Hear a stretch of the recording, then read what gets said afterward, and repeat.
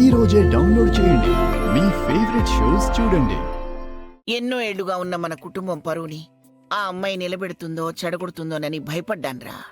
కానీ ఇంటికొచ్చాక తెలిసింది, ఖచ్చితంగా మన ఇంటికి మంచి చేసే ఆడపిల్లే దొరికింది అని. మన ఇంటి పరువుని తను నిలబెట్టమే కాదురా, 10 తరాలు నిలబడేలా చేస్తుంది. హా, ముఖ్యంగా నీకు చెప్పాల్సింది ఏమిటంటే, ఆ అమ్మాయి విజయశాంతి ఉందే, తను నాకు బాగా నచ్చిందిరా. ఆ అమ్మాయి ఎక్కడడుగు పెట్టినా ఆ ఇల్లు సుభిక్షంగా ఉంటుందిరా.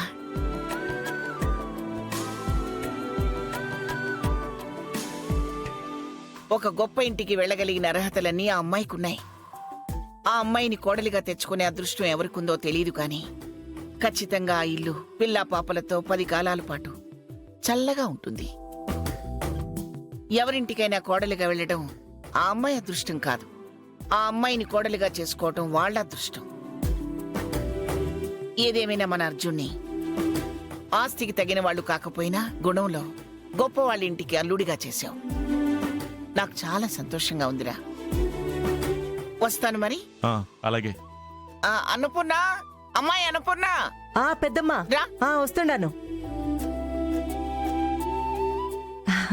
పెద్దమ్మా, దుర్గ విషయంలో నీకేవో భయాలున్నట్టున్నాయి. నువ్వు ఎలాంటి భయాలు పెట్టుకోవాల్సిన అవసరం లేదు. వెళ్ళిరానా మరి.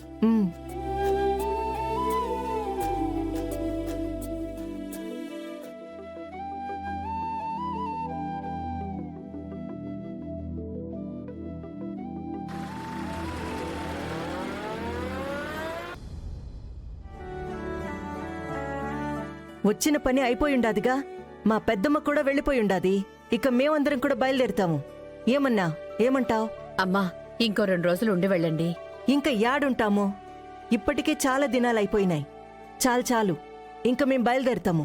సరేనమ్మా, మీ మాట నేను మాత్రం ఎలా కాదనగలను? కొంచెం ఉండండమ్మా, అమ్మాయికి పసుపు కుంకుమ పెట్టి పంపిస్తాను. అమ్మ దుర్గా, రా.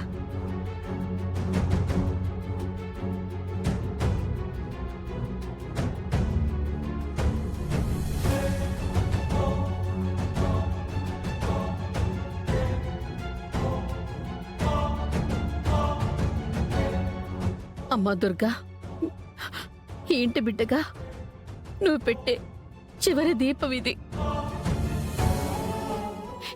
మళ్ళీ నువ్వు వస్తావు, కానీ చుట్టపు చూపుగా వస్తావే, కానీ ఈ ఇంటి బిడ్డగా కాదు. అమ్మా, అక్కని నవ్వుతూ పంపించాలి, కానీ ఇప్పుడు ఈ మాటలన్నీ అంటే తను బాధపడదా? ఏ ఆడపిల్లైనా సరే పెళ్లి కానంత వరకే పుట్టింటి బిడ్డ.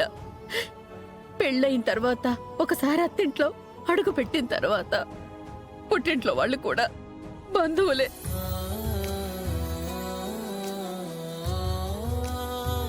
అందుకే పండక్కో ఏ పబ్బానికో వచ్చి అలా వచ్చి ఇలా వెళ్ళిపోతుంది. అలా ఏం కాదమ్మా, నేను వస్తాను. మిమ్మల్ని చూడకుండా నేను మాత్రం ఎలా ఉంటాను? రాకూడదే, రావాలని కూడా కోరుకోకూడదు.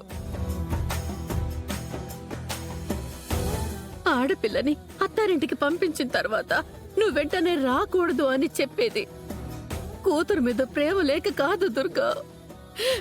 మెట్టినింట్లో అడుగు పెట్టాక ఆ వాతావరణానికి తను అలవాటు పడాలి.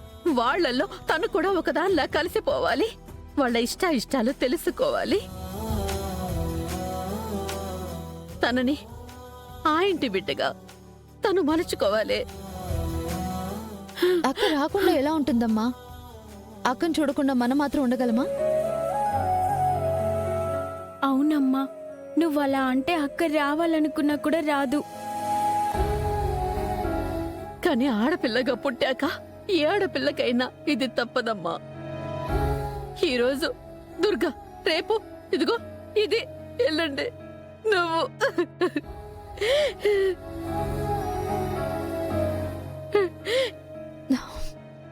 సర్లే అక్క, నువ్వు రాకపోతే మేమొచ్చి నిన్ను చూసుకుంటాం.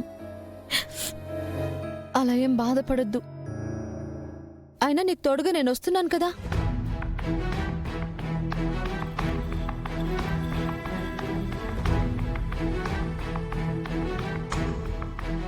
ఏం చేస్తుండారు ఇంకా? ఇంట్లో కూర్చొని ముచ్చట్లు పెట్టుకున్నారా ఏమే?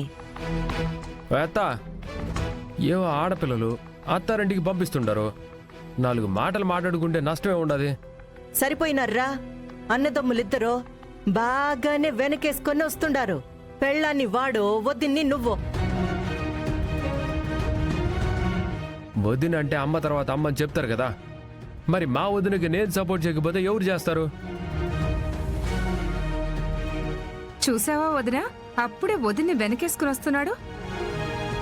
వీళ్ళు ఇట్లదా తయారై ఉండారు, అందుకే వాళ్ళు అట్లదా ఆడుతుండారు.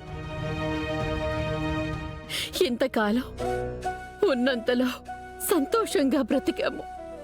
ఒకరికి 3 ఆడపిల్లలైనా తండ్రి లేకపోయినా మీ 3 నవ్వు చూస్తూ బ్రతికేశాడేవాడు.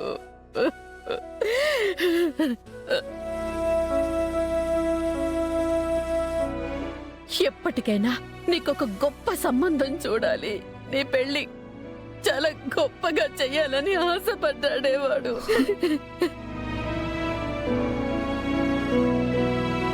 కానీ ఈరోజు వాడు లేకుండానే నీ పెళ్లి జరిగిపోయింది.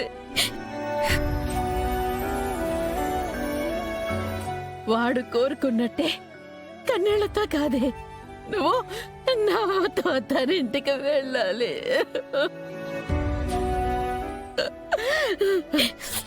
ఎలా వెళ్ళమంటావమ్మా?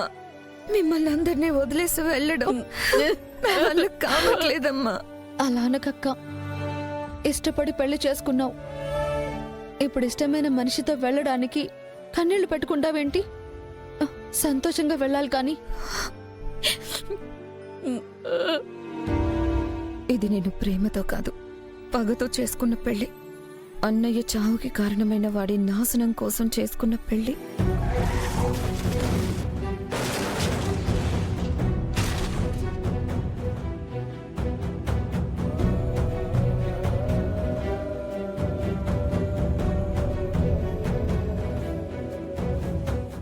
సరే, బయట వాళ్ళు మన కోసం ఎదురు చూస్తూ ఉంటారు.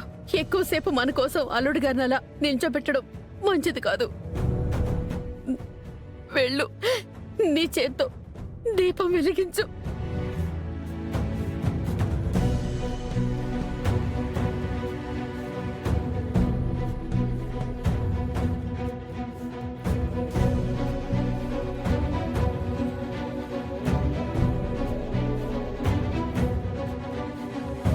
ఈ రోజు వరకు నా వాళ్లకు దూరంగా నేను ఎప్పుడూ బ్రతకలేదు. మొదటిసారిగా నా ఇల్లు దాటి మరో ఇంటికి వెళ్తున్నాను. అక్కడ నేను ఎలా ఉన్నా పర్వాలేదు. ఇక్కడ నా వాళ్లకు మాత్రం ఏ కష్టం రాకుండా ఉన్నంతలో వాళ్ళు సంతోషంగా ఉండేలా చూడు.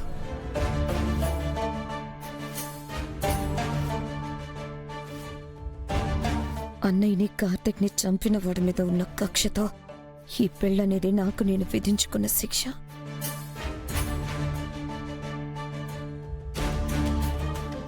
ఆ